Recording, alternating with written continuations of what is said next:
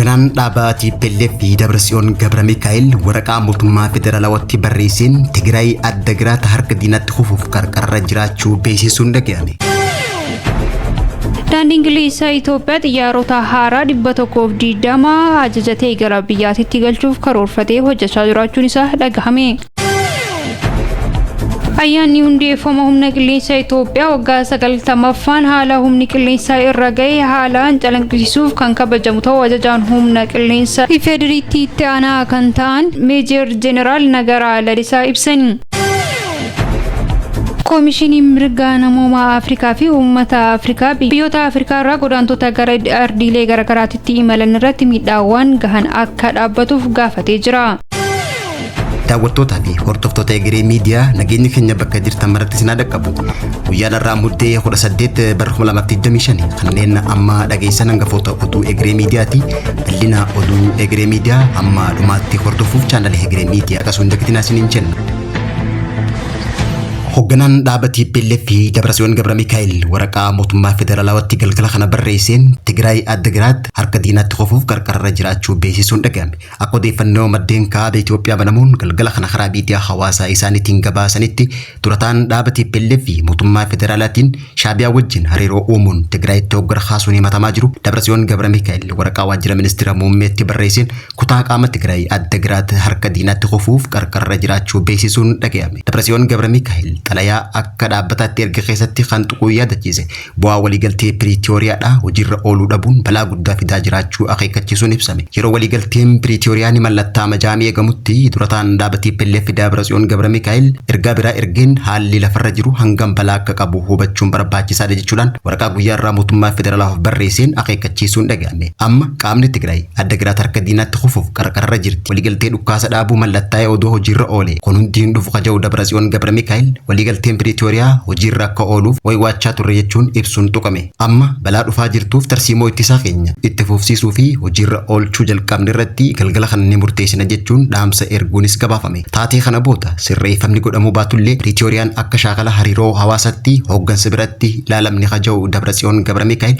Tigraay haala obsuu hin danda'amne keessatti lola kana xumuruuf yaalii godhaa turte jechuudhaan ibsuun himame. Yaaddonni hedduunis Tigraay irratti namaa turuu kan himu Dabratsiyoon Gabra Mikaa'el haa ta'uti malee Dabratsiyoon Gabra Mikaa'el adda giraata maaltu akka mudateen ibsine. Xalayaa hoogganaan TPLF barreesse kana laalchisee mootummaan federaalaa hanga ammaatti deebii kan hin kennine hoggaa ta'u gama biraatiin ammoo pirezidaantiin bulchiinsa yeroo naannichaa Jeneraal Taaddasaa Warradaa erga fonqolchi mootummaa irratti raawwatameen booda torbaan takka booda mormii isa mudachaa jirtuuf furmaata barbaaduuf mootummaa federaalaa wajjin marii taasisuuf jaamee Finfinnee jiraachuun ibsame. Haa ta'utii garuu Jeneraal Taaddasaa Warradaa haalli inni itti Finfinnee dhufe haala pirezidaantiin naannichaa duraanii obbo Geetaachoo Raddaa dhufeen kan wal fakkaatu ta'ullee himameeti jira. Yeroo ammaan tana haalli Tigraayitti deemaa jiru yaachisaa yoo ta'u waraanni TPLF jalatti hoogganamaa ture gargar qoodamuudhaan Tigraay gama lixaa fi kibbaatti yookaan godina raayyaatti sagaleen dhukkaasaa guyyaarraa dhagamaa jiraachuun ibsame. Sadaasa 30 kaasee hanga muddee 16tti haalli dargaggoonni raayyaa keessa jiru ulfaataa ta'uunis ibsameeti jira. Raayyaatti namoonni nagayaa butamuu fi dargaggoonni raayyaadhaa humnaan waraana Tigraayitti guuramaa jiraachuun jiraattonni ibsanii jiran.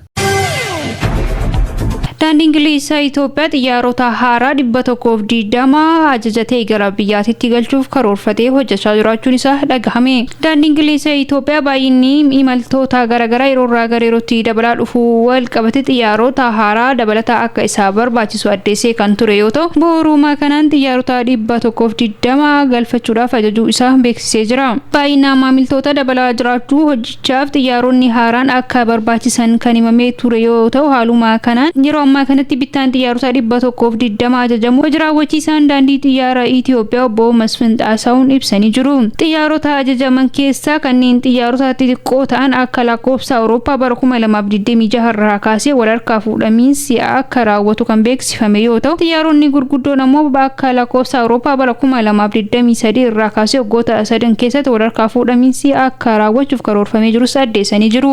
Kana malees bara 2031 irraa kaasee xiyyaaronni wal harkaa fuudhamiinsa taasifamu ammumarraa eegalee akka ajajni xiyyaarota kanneenii akka kennamu kan addeeffame yoo ta'u dhaabbileen oomisha xiyyaaraa Boeing, Airbusiiwwan fi kanneen biroo waliin mariiwwan taasisaa jiraachuus himamee jira. Mariin xiyyaarota gurguddoo gama Itoophiyaatti fidus jalqaba bara 2026tti murtoo akka argatu hojii raawwachiisaan olaalaan daandii xiyyaara Itoophiyaa obbo Masfin Xaasaawuu dheeranitti jiran.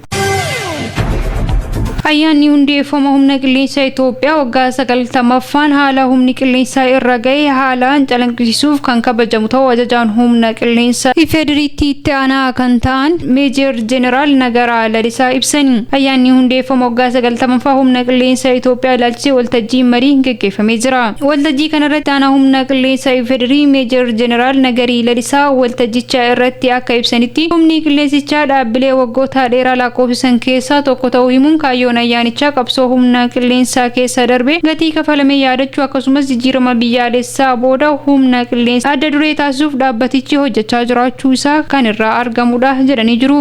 Humni qilleensaa walabummaa Itoophiyaa kunuunsee bakka har'a jirtuun akka ishee geessisee jiru kan eeran yoo ta'u erga jijjiiramni dhufee kaasee humni namaa meeshaalee waraanaa bu'uuraalee misooma of gurmeessuu jiraachuus kaasaniiru. Ayyaanichi agarsiisa humnoota adda addaa hirmaachisuun konferansii ajajoota humna qilleensaa Afrikaa akkasumas agarsiisa aviyeeshinii akka dhiyaatus akeekamee jira. Afayaa'iin mana marii bulchiinsa magaalaa Finfinnee Buzunee Abdulqaadir gama isaaniitiin humni qilleensaa boonsaa biyyaa fi gaachena uummataati jechuunis kan ibsan yoo ta'u dhaabbileen seenaa walabummaa biyyattii cimsanii tursiisan keessaa humni qilleensa Itoophiyaa tokko ta'us eeranii jiru. Dabalataanis dhaabbatichi balaan namtolchee yeroo adda addaa yoo uumamu uummata balaa irraa eeguuf hojiilee bal'aa hojjetee akka jiru kan yaadachiisan yoo ta'u qabeenya biyyaalessaa halkanii fi guyyaa dammaqanii Itoophiyaa eegan keessaa isa tokko ta'uu kan yaadachiisan yoo ta'u haaromsa egeree cimsuun biyyaalessaa tarkaanfachiisuu fi gaheen inni qabu olaanaa ta'uu isaa tajaajila oduu Itoophiyaa irraa odeeffanne.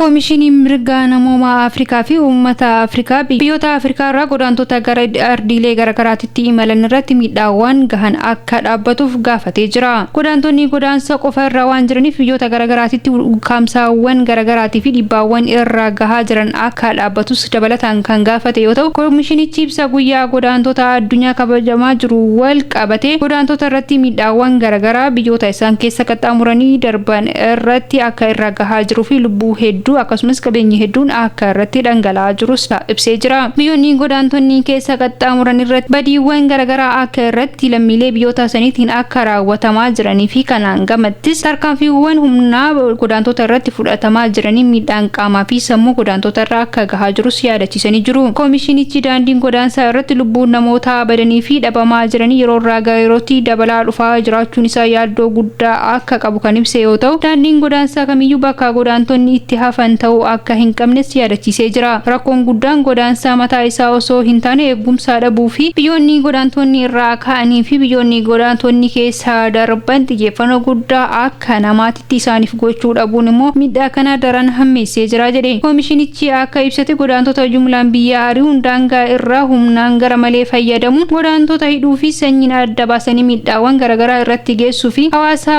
godaantonni bira darban jibbiinsa baay'achuun godaantota hidhamuun furmaata akka hin taane hubachuudhaan gamaagamni biyyoota dhiibbaawwan akkanaa geessan irratti raawwatamu akka qabuu fi godaantota kunuunsi addaa taasifamu akka qabus yaadachiisee jira. Kanaan gamattis godaantonni yakkoota garaagaraa irraa walaba akka ta'uu qabanis kan yaadachiisee yoo ta'u keessumaayyuu buqqaatonni ardii Afrikaa irraa ka'uun biyyootuma Afrikaa keessaa godaananii fi gara ardiilee addunyaa garaagaraa keessatti yeroo godaanan miidhaan cimaan irra gahaa jiraachuu isaa yeroo irraa gara yerootti miidhichis akka dabalaa jirus yaadachiisee jira. Dabalataanis miidhaawwan irra gahaa jiruuf koomishiniin mirga namoomaa Afrikaa akka dhaabbatuuf gaafateera.